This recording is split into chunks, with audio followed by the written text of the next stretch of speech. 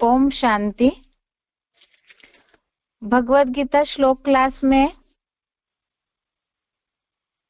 आज का श्लोक है तीसरे अध्याय का 30वां श्लोक, अध्याय 3, श्लोक नंबर 30। श्लोक है मयि सर्वाणि कर्माणि सन्न्यस्याध्यात्मचेतसा निराशीर निर्ममो भूत्वा युध्यस्व विगत ज्वरः। श्लोक दोबारा। मयि सर्वाणि कर्माणि सन्न्यस्याध्यात्मचेतसा निराशीर निर्ममो भूत्वा युध्यस्व विगत ज्वरः। संधि विच्छेद है मयि सर्वाणि कर्माणि सन्न्यस्य अध्यात्म चेतसा निराशी निर्ममः भूत्वा युध्यस्व विगत ज्वरः। संधि विच्छेद दोबारा। मयि सर्वाणि कर्माणि सन्न्यस्य अध्यात्म चेतसा निराशी निर्ममः भूत्वा युध्यस्व विगत ज्वरः। शब्दों का अर्थ है अध्यात्म चेतसा अर्थात आध्यात्मिक बुद्धि से, मयि अर्थात मेरे, सर्वाणि अर्थात सब, कर्माणि अर्थात कर्मों को, सन्न्यस्य अर्थात अर्पण कर, निराशी अर्थात आशाहीन, निर्ममः अर्थात ममताहीन होकर, भूत्वा निर्ममः अर्थात ममताहीन, भूत्वा अर्थात होकर, विगत ज्वरः अर्थात निस्ताप हुआ, युद्धस्व अर्थात युद्ध कर। शब्दों का अर्थ दोबारा। अध्यात्म चेतसा अर्थात आध्यात्मिक बुद्धि से, मयि अर्थात मेरे में, सर्वाणि अर्थात सब, कर्माणि अर्थात कर्मों को, सन्न्यस्य अर्थात अर्पण कर, निराशी अर्थात आशाहीन, निर्ममः अर्थात ममताहीन, भूत्वा अर्थात होकर, विगत ज्वरः अर्थात निस्ताप हुआ, युद्धस्व अर्थात युद्ध कर। श्लोक का अर्थ है आध्यात्मिक बुद्धि से मेरे में सब कर्मों को अर्पण कर, आशाहीन ममताहीन होकर निस्ताप हुआ, युद्ध कर। श्लोक में क्लैरिफिकेशन ज्यादा नहीं है, इसलिए क्लैरिफिकेशन सहित भी अर्थ देखते हैं। आध्यात्मिक बुद्धि से मेरे में सब यज्ञार्थ श्रेष्ठ कर्मों को अर्पण कर, आशाहीन ममताहीन होकर निस्ताप हुआ, तू धर्म युद्ध कर। बात चल रही है श्लोकों में, एक तो तीसरा अध्याय ही सारा कर्मयोग के लिए बताया जा रहा है, और कर्मयोग में भी ऐसे कर्मयोगी बनते समय जो वैरायटी चलन वाली आत्माएं संबंध संपर्क में आती है। ये कर्म युद्ध है, धर्म युद्ध है। ऐसे समय में जो भी वैरायटी चलन वाली आत्माएं संबंध संपर्क में आती है, या तो अलग अलग स्थिति परिस्थितियां आती है, तो ऐसे समय में स्थिति कैसी होनी चाहिए वो अभी तक हम समझते आए। एक तो ब्राह्मण परिवार के समय भी लोक संग्रह को भली भांति देखते हुए भी यज्ञ कर्म करना है। इसी तरह से गृहस्थ व्यवहार में रहते हुए भी जो अनेक अज्ञानियों के साथ संबंध संपर्क में आता है, तो ऐसे समय में भी बताया कि भली भांति अपने सब कार्यों को करते हुए भी यज्ञ सेवा करो। यही सारे श्लोकों का सार 30वें श्लोक में बताया हुआ है, अर्थात आज के श्लोक में, कि सारी वैरायटी स्थिति परिस्थितियां, वैरायटी संबंध संपर्क वाली आत्माएं आते हुए भी स्थिति कैसी होनी चाहिए, उसके लिए ही बताया। आध्यात्मिक बुद्धि से मेरे में सब यज्ञार्थ श्रेष्ठ कर्मों को अर्पण कर। श्लोक में जैसे इसके पहले हमने देखा 17वें 18वें श्लोक में, श्लोक नंबर 17-18 में खास बात बताई है आत्मिक स्थिति में रह करके कर्म करने की, जो आत्मा में संतुष्ट है। तो इसी तरह से आध्यात्मिक का अर्थ हम मुरलियों के द्वारा अभी तक समझ चुके हैं। आध्यात्मिक अर्थात ही आत्मा के अंदर। तो यहाँ पे ड्रामा में जो हुबहू रील रिपीट हो रही है आत्माओं की, प्रकृति के गुणों के कारण या तो कर्मों के विभाग के कारण, जिस तरह से भी हर एक पार्टधारी अपना पार्ट बजाते हैं, उनकी आत्मा में वो रील भरी हुई है। ऐसे समय में ही जो ज्ञानी है, ब्राह्मण पुरुषार्थी है, तो उनके लिए पुरुषार्थ का तरीका बता दिया। आत्मा के अंदर की सारी बातों को गहराई से जानते हुए आत्मिक स्थिति में रह करके ही आध्यात्मिक बुद्धि से, अर्थात ही आत्मा के अंदर की सारी बातों को जानते हुए भी आत्मिक स्थिति में स्थित होकर के ही मेरे में सब यज्ञार्थ श्रेष्ठ कर्मों को अर्पण कर। अर्थात ही जब सब कुछ यज्ञ में अर्पण कर दिया, जिसके लिए शिव बाबा मुरलियों में बोलते हैं, पूरी तरह से जब स्वाहा करते हैं, तो मुरलियों में अव्यक्तवाणियों में बात आई है पूरा राग बनना। सब मेरे में सब यज्ञार्थ श्रेष्ठ कर्मों को अर्पण कर। यहाँ सब कुछ अर्पण करने बोला है, अर्थात केवल आत्मा बिंदी रह गई, सब कुछ शिव बाबा का जो ज्ञान यज्ञ है उसमें अर्पण किया। इसका मतलब क्या? एक तरफ से तो श्लोकों में बात आई है अपने सब कर्मों को भली भांति करो, जो इसके पहले 26 नंबर श्लोक 26 नंबर श्लोक में बात आई थी कि कर्मयोगी विद्वान सब कार्यों को भली भांति करते हुए रुद्र ज्ञान यज्ञ सेवा में लगाए। एक तरफ से तो ये बात बताई है कि सब कार्यों को भली भांति करते हुए सेवा में लगाए, और आज के श्लोक में बात आई है आध्यात्मिक बुद्धि से मेरे में सब यज्ञार्थ श्रेष्ठ कर्मों को अर्पण कर। इसका अर्थ ये है, जैसे मुरलियों में शिव बाबा ने डायरेक्शन दिया है, गृहस्थियों को दृष्टि समझ करके रहना है।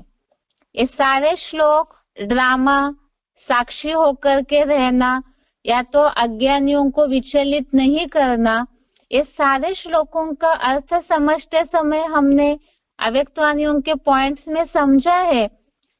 घर गृहस्थ को सेवा स्थान समझना है, या तो यहाँ पे जहाँ कहीं भी हमें पार्ट मिला हुआ है ड्रामा अनुसार, तो हर कार्य सेवा अर्थ ही समझ करके बुद्धि पूरी शिव बाबा में लगी रहे और यज्ञ सेवा करते रहे।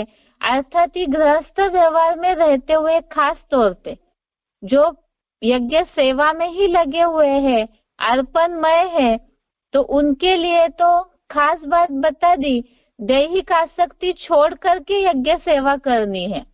अर्थात पूरी तरह आत्मिक स्थिति में रहकर पूरा देह भान, अपना स्वार्थ छोड़ करके यज्ञ सेवा करनी है। फिर रही गृहस्थियों की बात, उनको जो ड्रामा में पार्ट मिला हुआ है, अंतिम जन्म के गृहस्थियों को, परिवारों को, परिवार के भांतियों को, उन सदस्यों को संभालने का, तो ऐसे समय में निमित्त समझ, ट्रस्टी समझ करके वहां अपना पार्ट निभाना है। और बाकी यज्ञ सेवा में पूरी तरह से बुद्धि रहे, अर्थात जहां कहीं भी हम पार्ट प्ले कर रहे हैं अपने को ट्रस्टी समझे, निमित्त समझे। वो कैसे? जैसे किसी को कोई दुकान संभालने के लिए दिया हुआ है किसी मालिक ने, तो जो दुकान संभालने वाला है वो तो यही समझेगा कि ये मेरा दुकान नहीं है, मालिक का है, मुझे जिम्मेवारी से इस कार्य को पूरा करना है, और वो न्यारा प्यारा रहेगा। तो इसी तरह से ही घर गृहस्थ में जो हिसाब किताब जुड़ा हुआ है अंतिम जन्म में, जिस जन्म में संगम युग में हम पुरुषोत्तम बन रहे, ब्राह्मण बन रहे हैं, तो ऐसे समय में निमित्त समझ करके सब कार्यों को भली भांति करते हुए अपने को ट्रस्टी समझ करके करना है। और बाकी तो और डायरेक्शन तो मुरलियों में मिला है। इसके अलावा वो गृहस्थ की सेवा पूरी करके समय निकाल के 8 घंटे पूरी तरह से ही भविष्य जन्मों की कमाई के लिए भी समय देना है। अभी आगे श्लोक में बताया है, आशाहीन ममताहीन होकर निस्ताप हुआ तू धर्म युद्ध कर।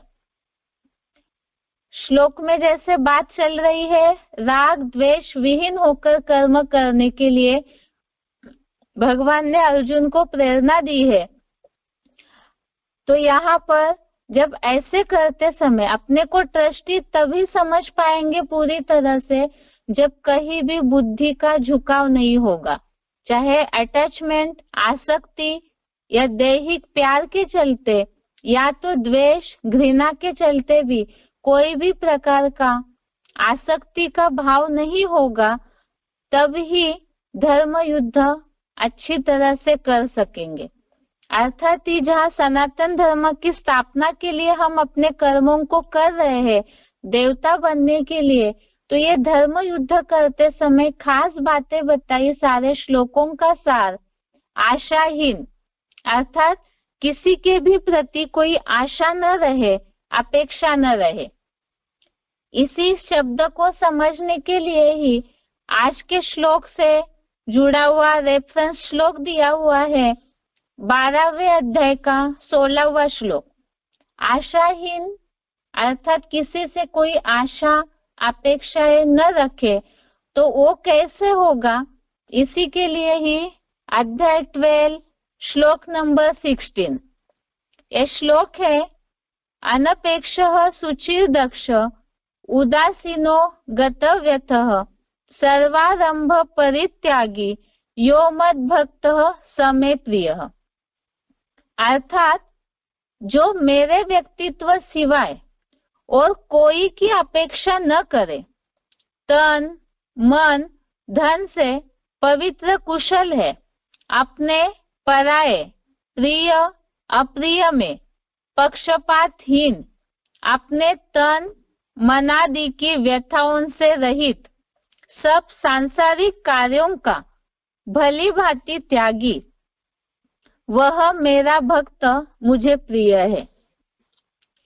तो यहाँ जो बताया, मेरे व्यक्तित्व के सिवाय अर्थात संगम युग में जो साकार में भगवान का पाठ चल रहा है, उनके सिवाय अर्थात सब कुछ जो मुरलियों में बोला है, एक शिव बाबा दूसरा न कोई, ऐसे समझ करके, और कोई भी दुनियावी देहधारियों से, जो मुरलियों में शिव बाबा बोलते हैं कलयुग में अंतिम जन्म में तो सब तमो प्रधान संबंधी है, सारी दुनिया ही तमो प्रधान है, तो इसीलिए कोई भी देहधारियों से कोई अपेक्षा न रख।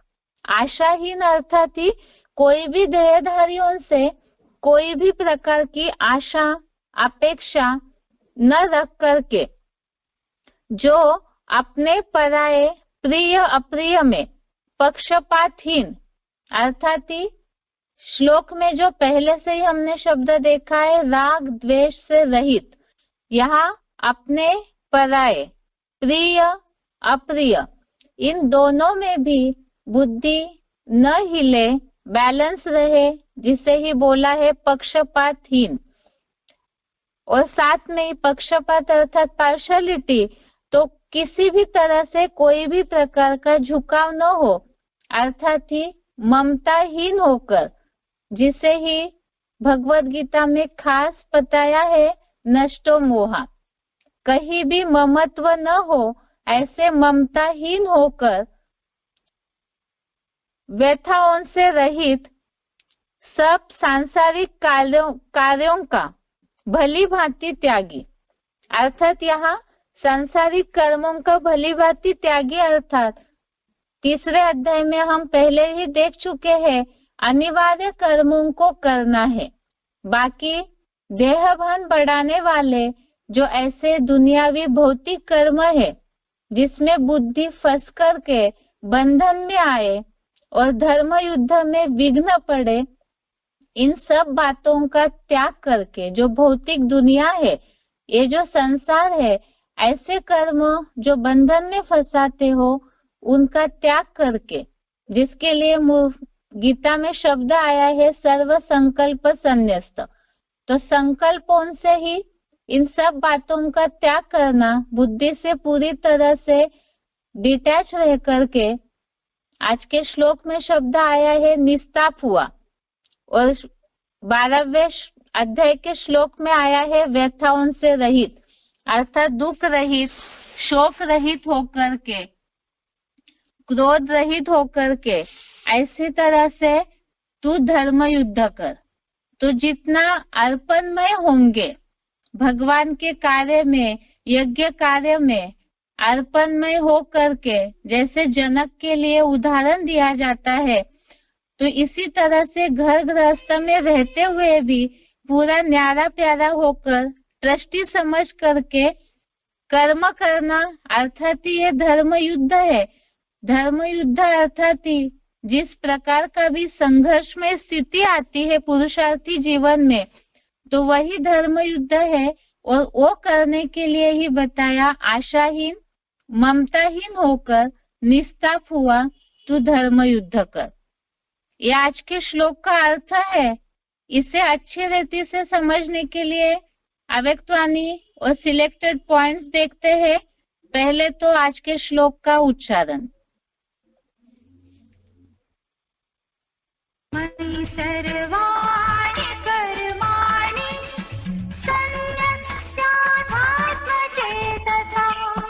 निराशीर्निर्ममो भूत्वा युध्यस्व विगतज्वरः। आध्यात्मिक बुद्धि से मेरे में सब यज्ञार्थ श्रेष्ठ कर्मों को अर्पण कर, आशाहीन ममता रहित और शोक रहित होकर तू धर्म युद्ध कर।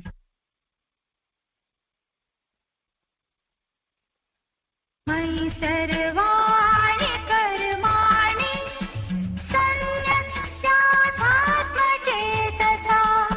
निराशीर्निर्ममो भूत्वा युध्यस्व विगतज्वरः।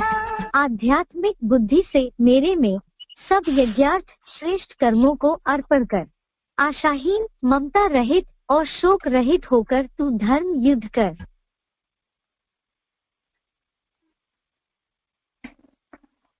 सिलेक्ट वीसीडी से लिया हुआ पॉइंट है, VCD number 1737, VCD number 1737, 37 minutes.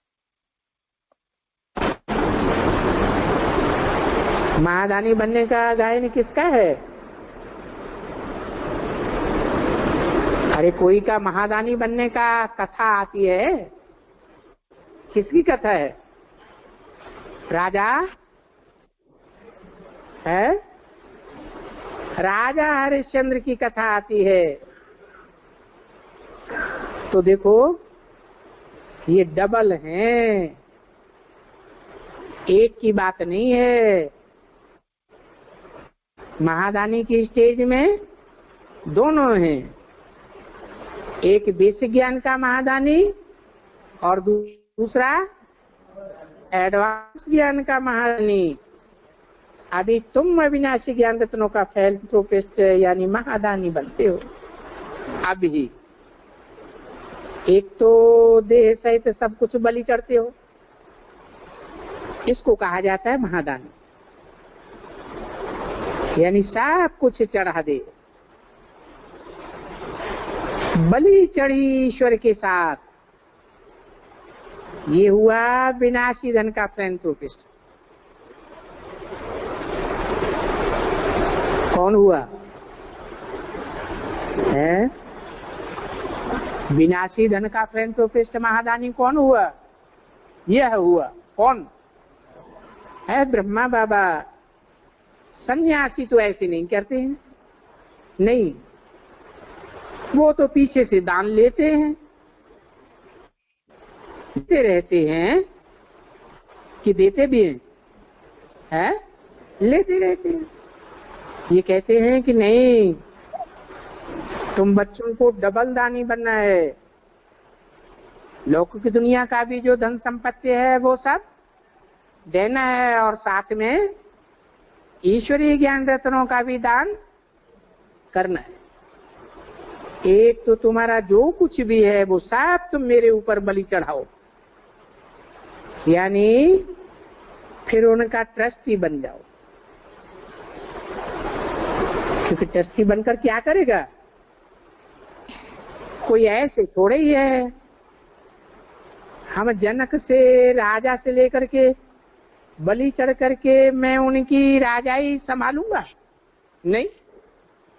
मैं संभालूंगा क्या? नहीं। कहते हैं याद को, तुमको बलि चढ़ना है, जो तुमने क्रिएट किया है वो बच्चे तो तुमको ही संभालने हैं। ऐसे नहीं कि पैदा कर दिए, ये में अर्पण कर दिया, तुम उनको संभालने से बच गए, बाबा बच्चे भी संभालेंगे।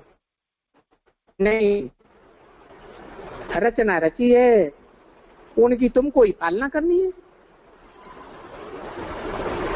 तो फिर यहाँ धन दे करके पालना कैसे करेंगे? है? अगर सारा धन यहाँ यज्ञ में दे देंगे तो जो तुमने अपनी रचना रची है बच्चों की, उनकी पालना कैसे करेंगे? है? नहीं, ऐसे नहीं कि तुम सारा धन यहाँ दे दो। तो कहते हैं कि बच्चे मेरी मत पर चलते हो, जैसे मैं रास्ता बताऊं वैसे चलते रहो। फिर कहाँ भी तुम्हारा जो धन दान करते हो देखो कोई पाप के काम में नहीं आवेगा। अगर कोई पाप आत्मा को धन देंगे तो धन से जो पाप देंगे वो पाप तुम्हारे सर पर भी चढ़ जाएगा।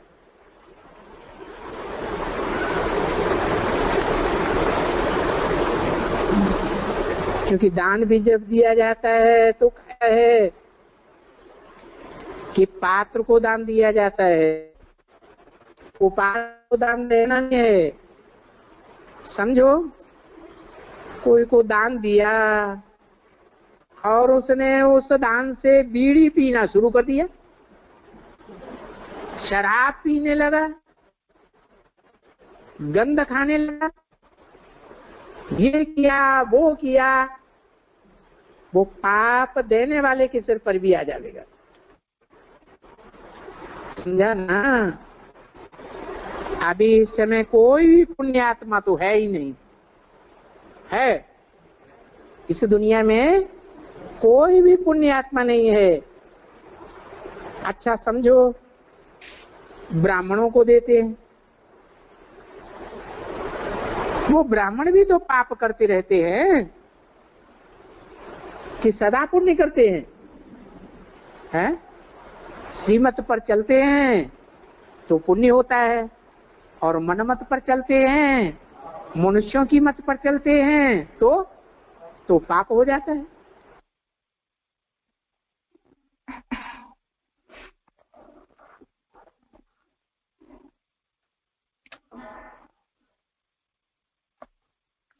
अभी जैसे पॉइंट में हमने समझा है, बात चल रही है श्लोक में सारे कर्मों को अर्पण करने की। तो इसमें जैसे जनक का भी मिसाल दिया, जो बोला है कि सब कुछ अगर अर्पण करेंगे तो फिर शिव बाबा परिवार को कैसे संभालेंगे, क्योंकि सभी लोग ही यज्ञ में आकर बैठेंगे, ये तो संभव नहीं है। यहाँ बात है कि जो परिवार की रचना रची है तो उन्हें संभालना भी है और साथ में यज्ञ सेवा का भी ध्यान रखना है। जैसे मुरलियों में शिव बाबा बोलते हैं, घर गृहस्थ में रहते हुए भी अपने को समर्पित समझ करके चलो। अर्थात ही यह बात है, बुद्धि मन अपने अनुसार न चलाए। मुरलियों में जैसे श्रीमत दिया हुआ है, खान पान रहन सहन गृहस्थ व्यवहार में रहते हुए किस तरह श्रीमत का पालन करना है, तो ये सारी बातों का ध्यान रखना है।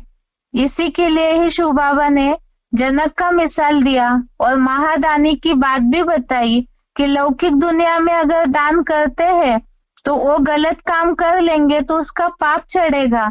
यहाँ तो शिव बाबा के ज्ञान यज्ञ में किस तरह से दानी बनना है उसके बारे में ही शिव बाबा ने बताया, जो आज के श्लोक में बात चल रही है, यज्ञार्थ श्रेष्ठ कर्मों को अर्पण कर।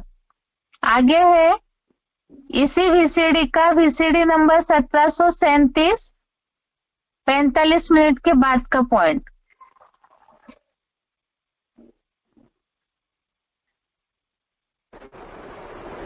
बाप फिर कहते हैं, बच्चे तुम ट्रस्टी बन जाओ, बाबा की मत पर अपना घर संभालो। परिवार बाल बच्चे संभालो, ऐसे नहीं सारा धन यज्ञ में दे दो, फिर बच्चे कैसे संभालेंगे? तो तुम्हारी कहाँ भूल ना हो जाए, तुम्हारे तन मन धन से कोई कर्तव्यकारी न हो जाए। इसलिए बाप से राय पूछ करके काम करते रहो। कोई ऐसे नहीं कहते हैं मकान न बनाओ या महल न बनाओ या एरोप्लेन में नहीं चढ़ो, मोटर में चढ़ो।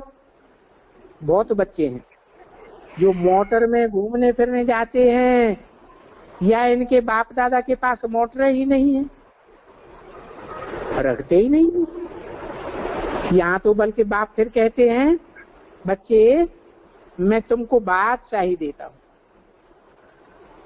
इसलिए क्योंकि तुम मोटर भी देंगे तो शिव बाबा को देंगे ना,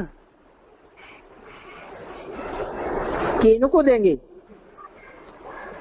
यहाँ बाबा कहते हैं मुझे तुम्हारी मोटर वोटर नहीं चाहिए, ये मोटर वोटर हमको ना दो,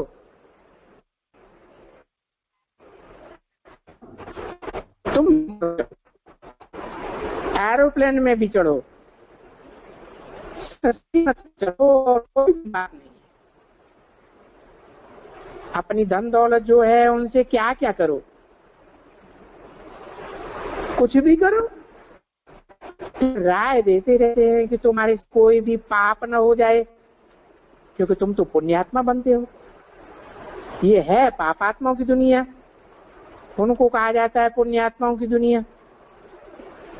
तो ऐसे कोई लेते नहीं है। हाँ, बच्चे हो और तुम लोगों को ये बैठ करके सेंटर जमाना है और घर घर को स्वर्ग बनाना है।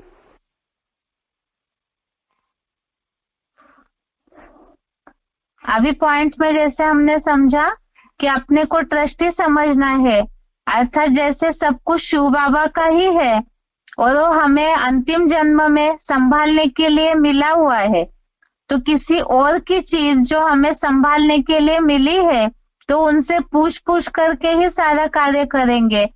इस तरह से गृहस्थ व्यवहार में रहते हुए अपने को ट्रस्टी समझना है। अभी आगे किस तरह से आशाहीन ममताहीन होकर के धर्म युद्ध कर सकते हैं, उसके लिए अव्यक्तवाणियों के कुछ पॉइंट्स। अव्यक्तवाणी की तारीख है 13 अक्टूबर 1992। अव्यक्तवाणी अव्यक्तवाणी डेट 13 अक्टूबर 1992। पॉइंट है, यह नहीं याद रखो कि हम दिल्ली के हैं या हम बनारस के हैं। कभी भी प्रवृत्ति में या घर में रहते यह नहीं सोचो। सेवा स्थान पर रह रहे हो। सेवा स्थान समझने से न्यारे प्यारे रहेंगे। घर समझने से मेरा मेरा आएगा, और सेवा स्थान है तो ट्रस्टी रहेंगे। गृहस्थी अर्थात मेरापन और ट्रस्टी अर्थात तेरा।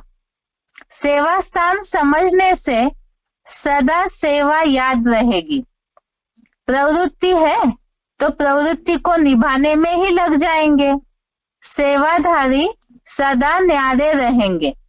सब कुछ बाप के हवाले कर दिया, इसलिए सब तेरा। जब संकल्प कर लिया कि मैं बाबा की और बाबा मेरा, तो जो संकल्प है वही साकार रूप में लाना है। सिर्फ संकल्प नहीं, लेकिन साकार स्वरूप में हर कर्म में मेरा बाबा मान करके चलना। मेरा बाबा है बीज, बीज में सारा वृक्ष समाया हुआ है। पॉइंट दोबारा, अव्यक्तवाणी की तारीख है 13 अक्टूबर 1992। यह नहीं याद रखो कि हम दिल्ली के हैं या हम बनारस के हैं। कभी भी प्रवृत्ति में या घर में रहते यह नहीं सोचो। सेवा स्थान पर रह रहे हो। सेवा स्थान समझने से न्यारे प्यारे रहेंगे। घर समझने से मेरा मेरा आएगा, और सेवा स्थान है तो ट्रस्टी रहेंगे। गृहस्थी अर्थात मेरापन और ट्रस्टी अर्थात तेरा। सेवा स्थान समझने से सदा सेवा याद रहेगी। प्रवृत्ति है तो प्रवृत्ति को निभाने में ही लग जाएंगे। सेवाधारी सदा न्यारे रहेंगे। सब कुछ बाप के हवाले कर दिया, इसलिए सब तेरा। जब संकल्प कर लिया कि मैं बाबा की और बाबा मेरा, तो जो संकल्प है वही साकार रूप में लाना है। सिर्फ संकल्प नहीं, लेकिन साकार स्वरूप में हर कर्म में मेरा बाबा मान करके चलना। मेरा बाबा है बीज, बीज में सारा वृक्ष समाया हुआ है।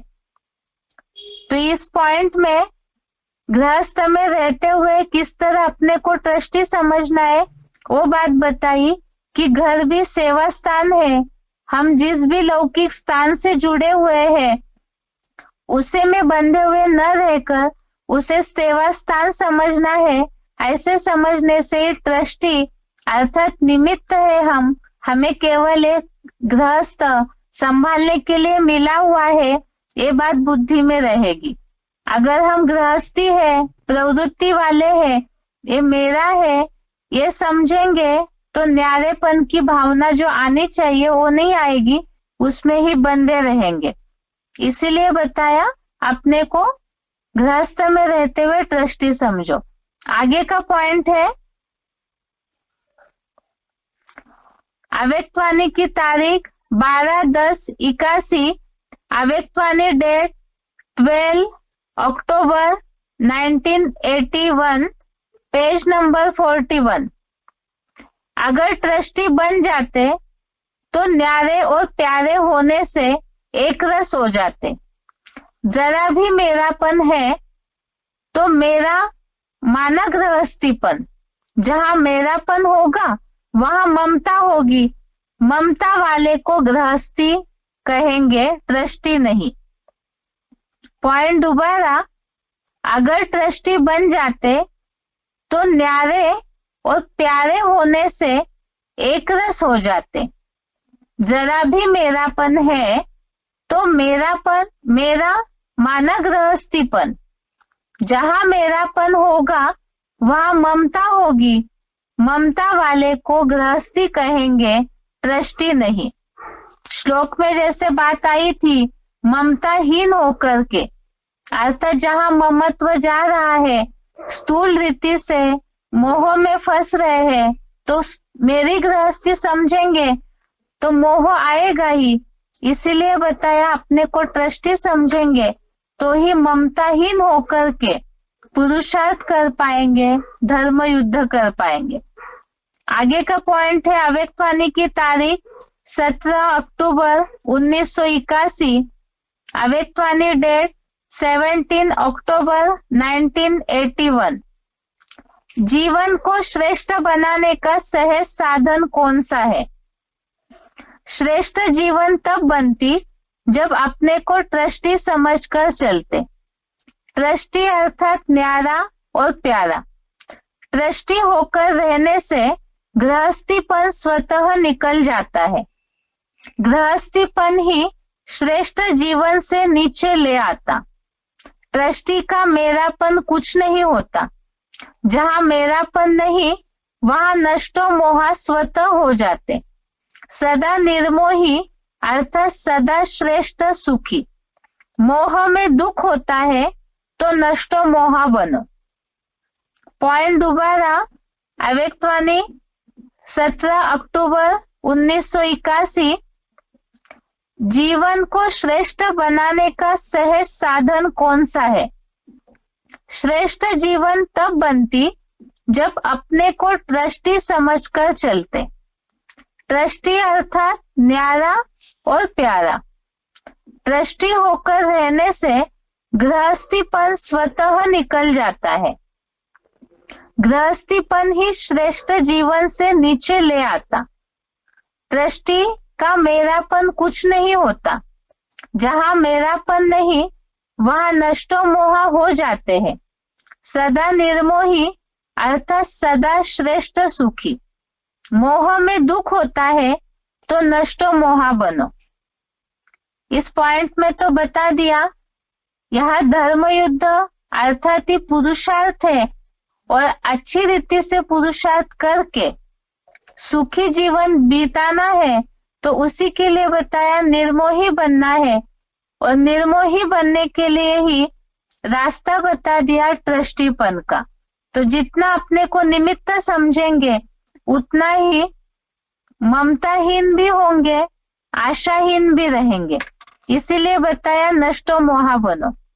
आगे का पॉइंट है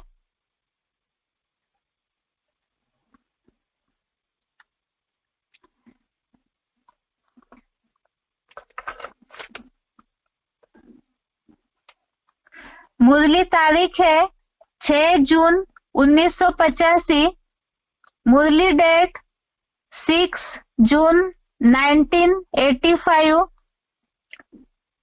मुरली में ही प्रश्न है, जिन्हें पुरानी दुनिया से बेहद का वैराग होगा उनकी निशानी सुनाओ। जिन्हें पुरानी दुनिया से बेहद का वैराग होगा उनकी निशानी सुनाओ।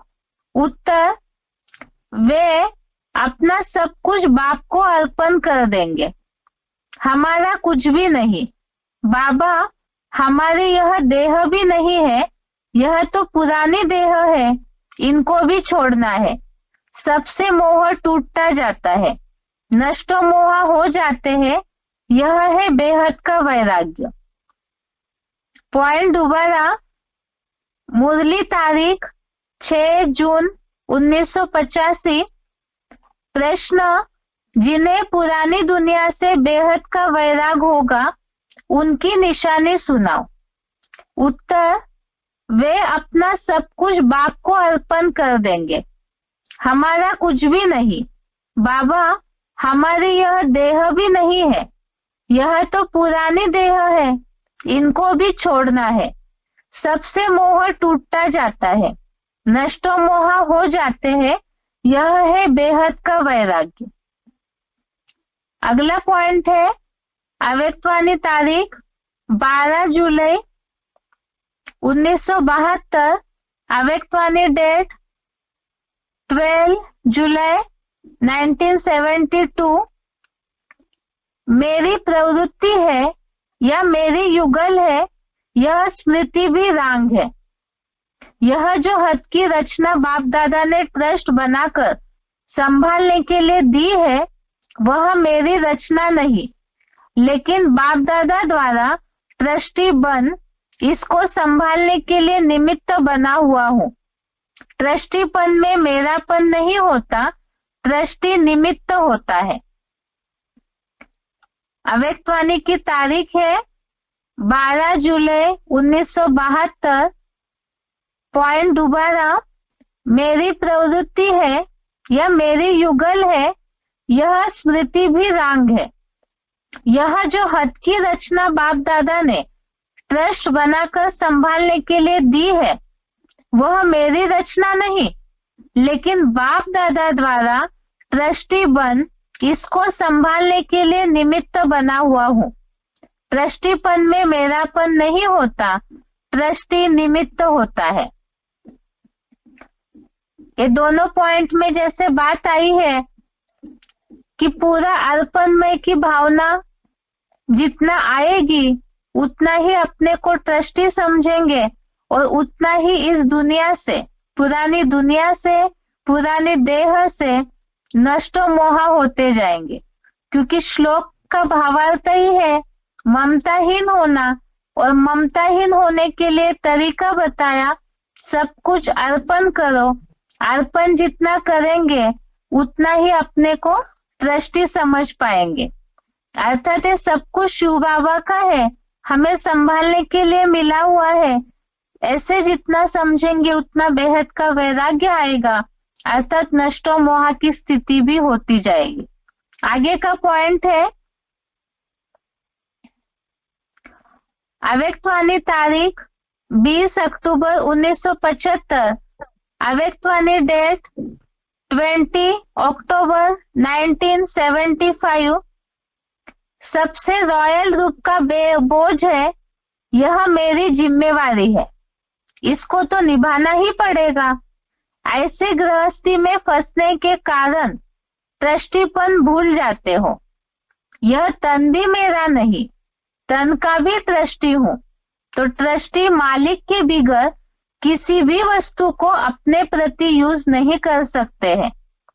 इन कर्मेंद्रियों द्वारा एक का ही रस लेना है, तो फिर अनेक कर्मेंद्रियों द्वारा भिन्न भिन्न रस क्यों लेते हो? तो लौकिक व अलौकिक प्रवृत्ति में गृहस्थी बन जाते हो। सब बाप की जिम्मेवारी, मेरी जिम्मेवारी नहीं। इस स्मृति से हल्के बन जाओ तो फिर जो सोचेंगे वही होगा, अर्थात हाई जंप लगावेंगे।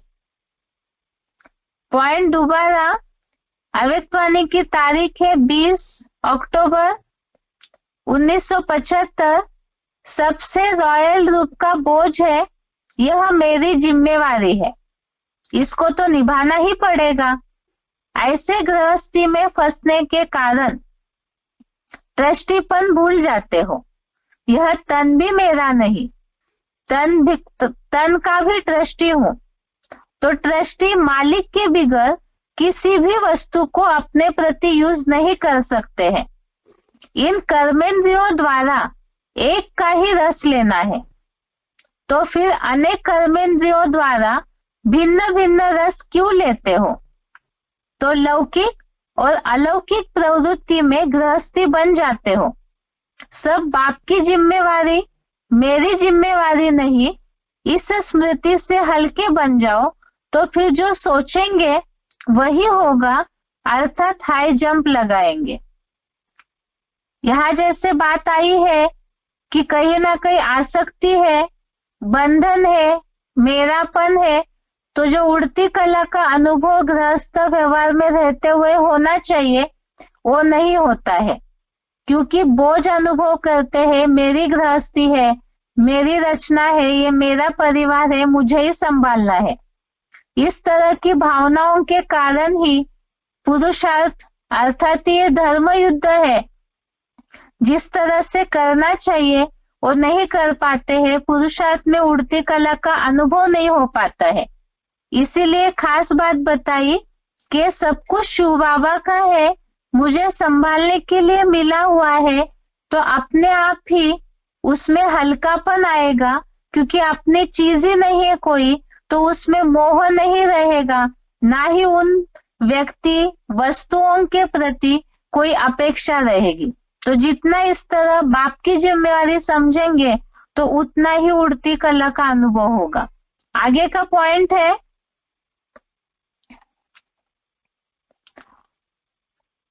अव्यक्तवाणी की तारीख है 2 मई 1983, अव्यक्तवाणी डेट 2 मई 1983।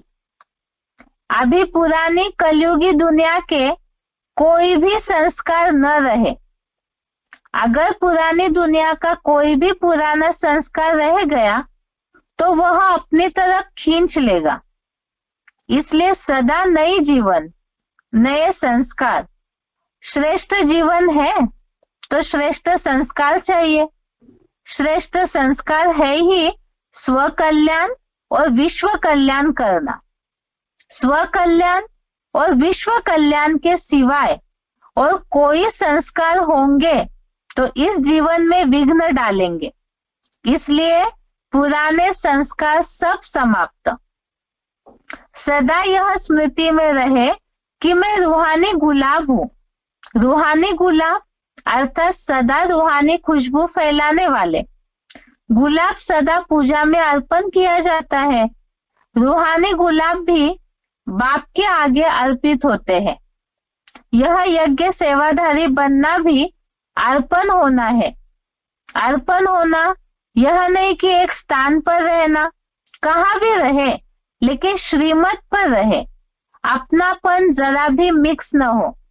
ऐसे अपने को भाग्यवान खुशबूदार रूहानी गुलाब समझते हो ना। यहाँ बात आई है कि अपने को घर गृहस्थ में रहते हुए भी अर्पण में समझने की, और हम समर्पित है। इसे गृहस्थ में रहते हुए कैसे समझेंगे? तो सार बता दिया, जितना श्रीमत पर चलेंगे। खास बात तो मुरलियों में शिव बाबा बोलते हैं अपनी मन बुद्धि को पूरा अर्पण करना। और मन बुद्धि को अर्पण करना अर्थात ही हर संकल्प, हर कर्म, हर एक्टिविटी हमारी श्रीमत अनुसार ही हो। खान पान, रहन सहन, हर बात के लिए मुरलियों में जो श्रीमत दिया हुआ है उसी अनुसारी, चाहे गृहस्थ व्यवहार में रहे, चाहे यज्ञ में परमानेंट सेवाधारी रहे, लेकिन खास बात तो है कि श्रीमत अनुसार अपने जीवन को चलाना, यही पूरा अर्पणमय होना है। इसी के लिए पॉइंट दोबारा देखते हैं। अव्यक्तवाणी की तारीख 2 मई 1983। अभी पुरानी कलयुगी दुनिया के कोई भी संस्कार न रहे। अगर पुरानी दुनिया का कोई भी पुराना संस्कार रह गया तो वह अपनी तरफ खींच लेगा। इसलिए सदा नई जीवन, नए संस्कार। श्रेष्ठ जीवन है तो श्रेष्ठ संस्कार चाहिए। श्रेष्ठ संस्कार है ही स्व कल्याण और विश्व कल्याण करना। स्व कल्याण और विश्व कल्याण के सिवाय और कोई संस्कार होंगे तो इस जीवन में विघ्न डालेंगे। इसलिए पुराने संस्कार सब समाप्त।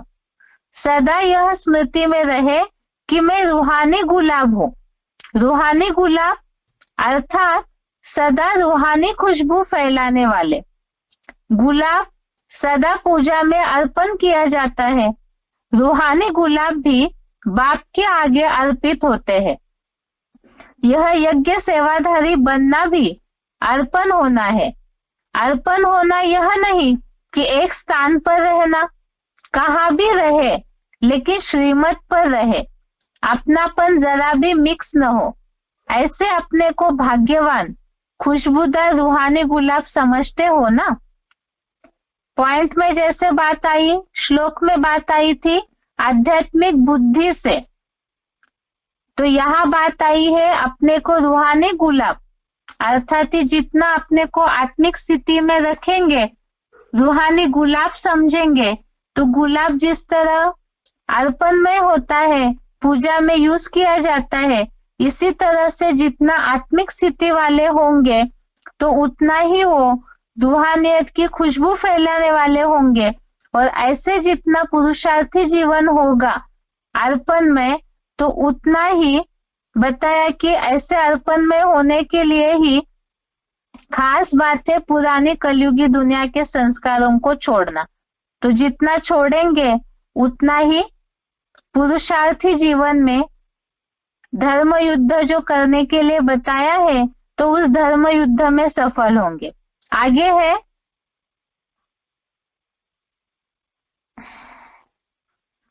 अव्यक्तवाणी की तारीख है 7 मार्च 1988। अव्यक्तवाणी डेट 7 मार्च 1988। लोग तो वैसे ही कहते कि हमको भगवान खिला रहा है। मालूम है नहीं भगवान क्या, लेकिन खिलाता भगवान है, खिलाता भगवान है। लेकिन ब्राह्मण बच्चों को तो बाप ही खिलाता है, चाहे लौकिक कमाई भी करके पैसे जमा करते, उसी से भोजन मंगाते भी हो, लेकिन पहले अपनी कमाई भी बाप की भंडारी में डालते हो। बाप की भंडारी भोलानाथ का भंडारा बन जाता है। कभी भी इस विधि को भूलना नहीं तो सोचेंगे हम खुद कमाते खुद खाते हैं। वैसे तो ट्रस्टी हो, ट्रस्टी का कुछ नहीं होता है, हम अपनी कमाई से खाते हैं, यह संकल्प भी नहीं उठ सकता।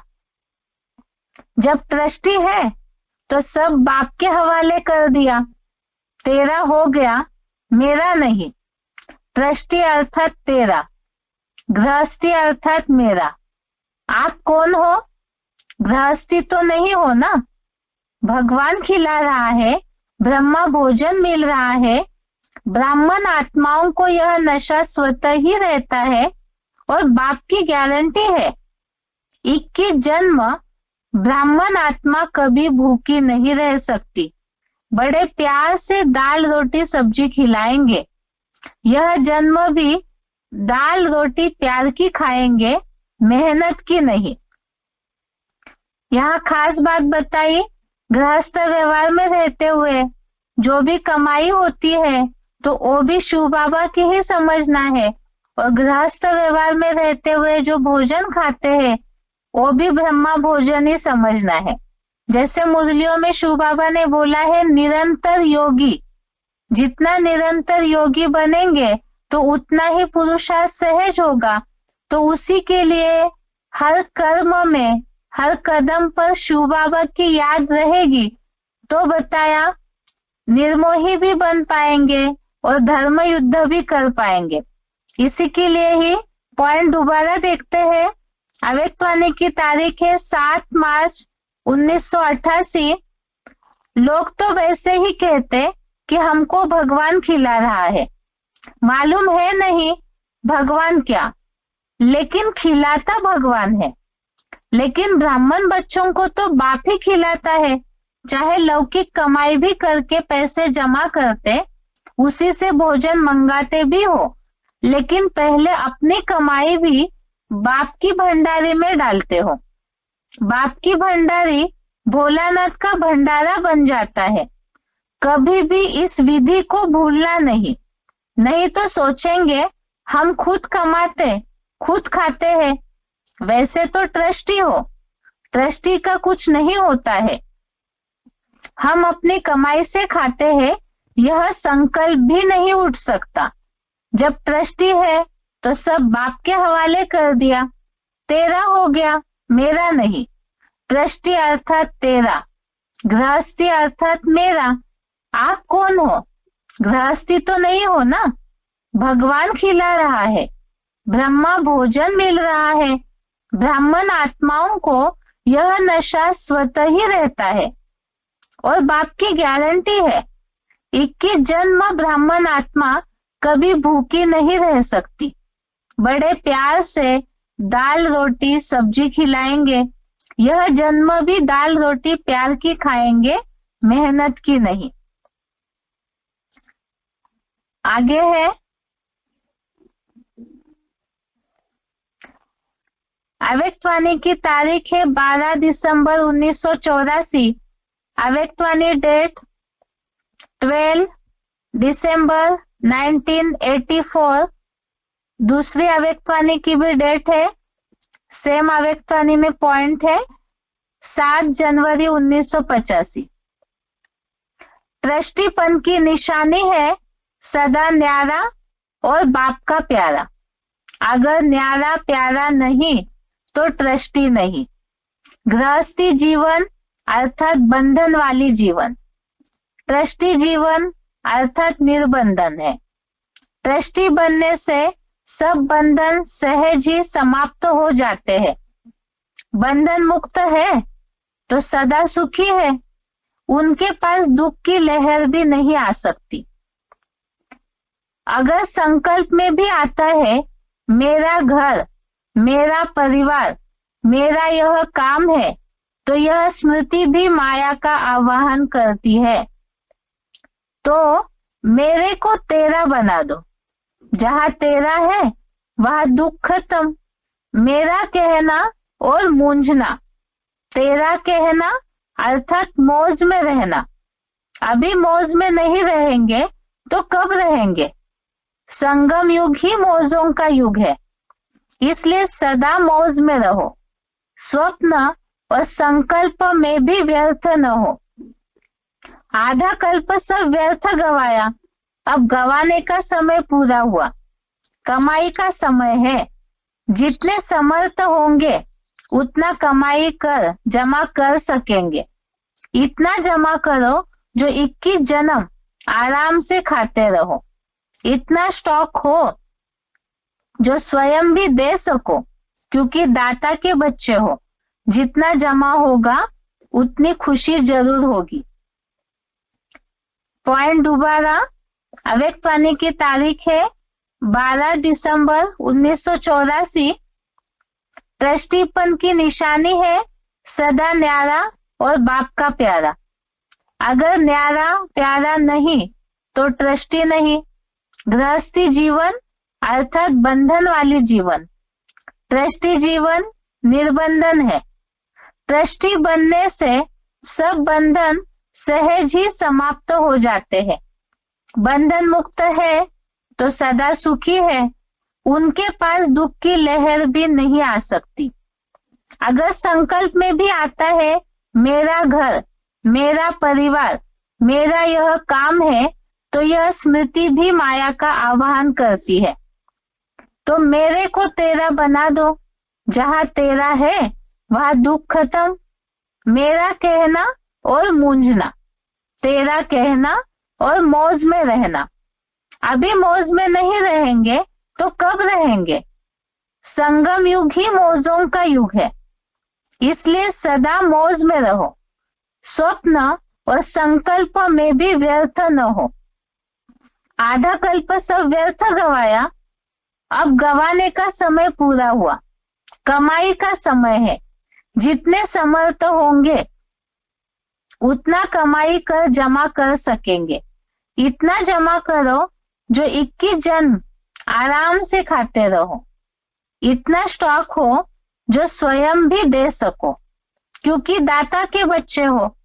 जितना जमा होगा उतनी खुशी जरूर होगी। ये सारे पॉइंट्स से आज के श्लोक का सार समझा होगा ही कि पूरी तरह से अपने को आत्मा समझ करके, ये देह भी हमें मिली हुई है केवल पुरुषार्थ के लिए, और देह के साथ जुड़े हुए देह के पदार्थ, खास करके तो गृहस्थ व्यवहार, जो परिवार है वो सब कुछ ही शिव बाबा का है। ये समझ करके जितना ट्रस्टी रहेंगे उतना ही, एक तो बताया, जमा का खाता भी बढ़ेगा, खुशी भी होगी और निर्बंधन भी रहेंगे। इस तरह से यह आज के श्लोक का अर्थ हो गया।